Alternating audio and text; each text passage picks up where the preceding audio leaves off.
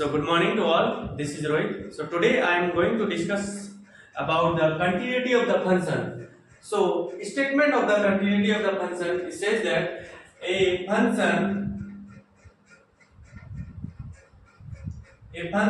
is said to be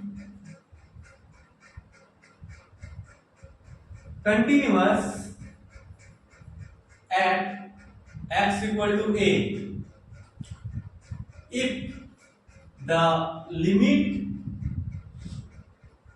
s tends to 0 f of a minus h equal to limit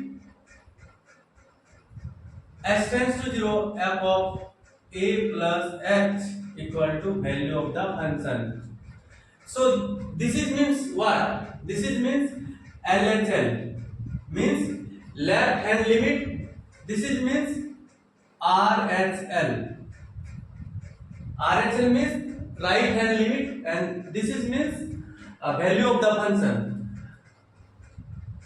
The value of the function.